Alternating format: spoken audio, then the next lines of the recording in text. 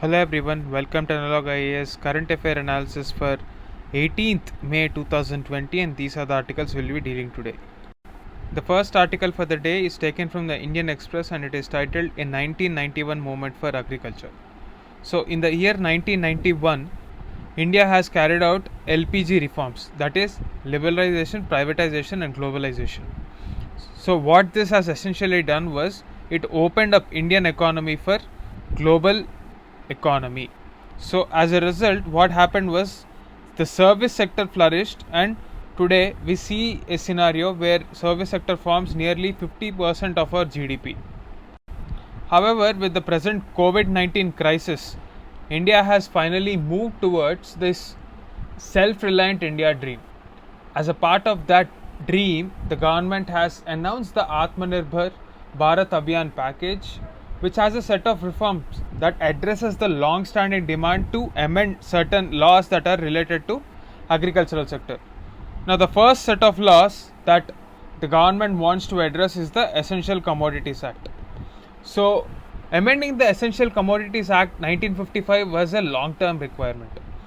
Now, let me give a brief background about this act. So, the background starts like this.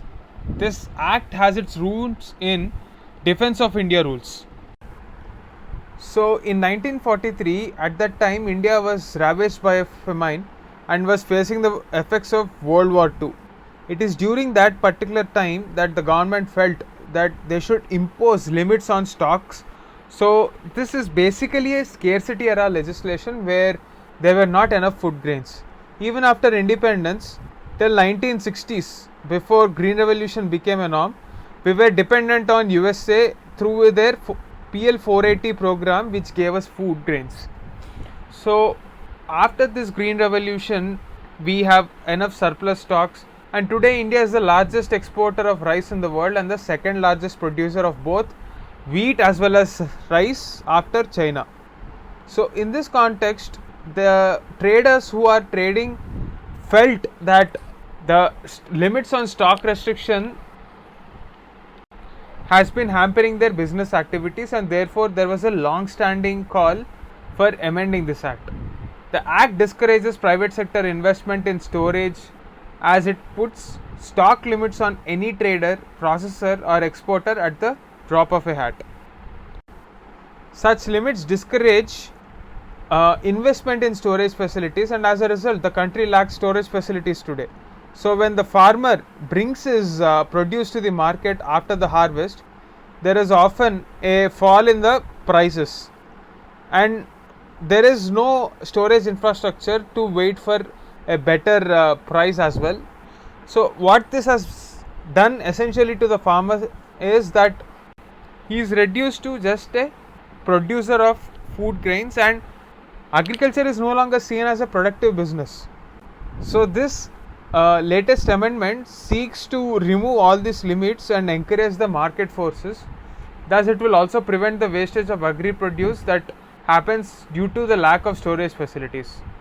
Now, after this Essential Commodities Act, we have to talk about the second act. Now, the second act that we're talking about is the APMC Act, which are passed by the states. So, central law now allows farmers to sell outside their APMCs. Before this amendment, a farmer was forced to sell his agricultural produce only in the market committees assigned to him, and the middlemen who were at the helm of affairs in this APMCs handled all the prices, and there was no transparency in how the price was discovered. So, except on those crops where MSP was obtained, farmers were losing out because of these middlemen. Now, APMC Act was amended, and a farmer will no longer have to pay cess or all the fees imposed by these APMCs, and now he can sell directly in a national market. And to provide impetus to the culture of contract farming, which has a ability to make agriculture a very remunerative business. So this legal environment for contract farming with the assurance of a price to the farmers at the time of sowing, this will help them take better cropping decisions based on forward price. Now, what is a forward price?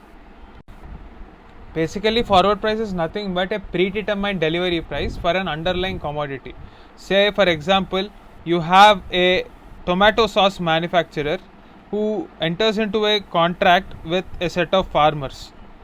So, these farmers are given the required standards for the tomatoes. They will produce those quality of tomatoes and give it to the uh, tomato sauce manufacturer. In return, he will pay them money. So this will solve the problem of APMCs and the problem of middlemen. Thus, there will be a win-win situation because it reduces the prices of inputs for food processing companies. At the same time, it will also ensure better price discovery for farmers. So, according to the author, these are landmark reforms with respect to agriculture.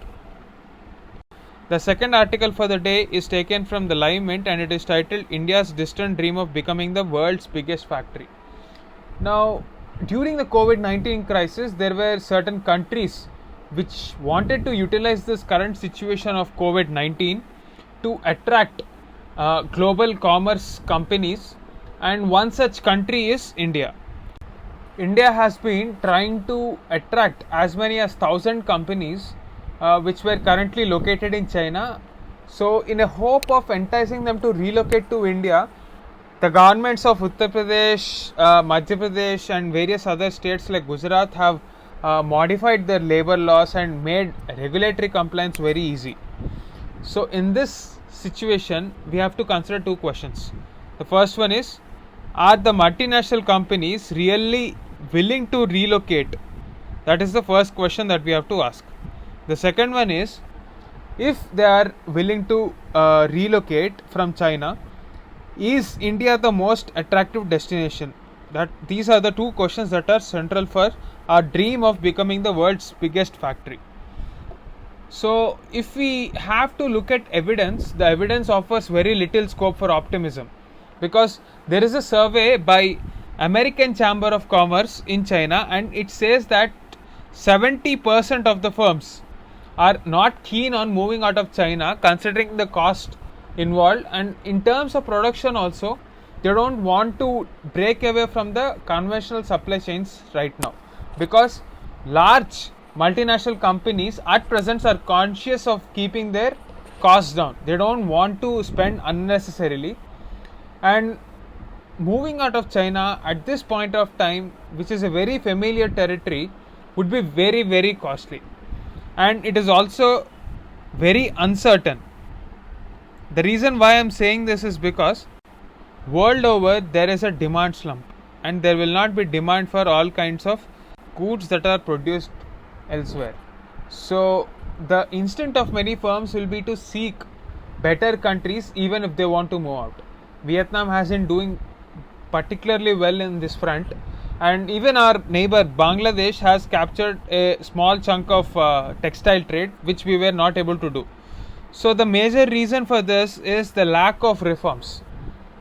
What do you mean by this reforms? So when you take a look at this factor market reforms or land, labor, capital, on all these fronts it is very difficult for investors to find a workaround because of the rampant corruption that they perceive in our Indian bureaucracy.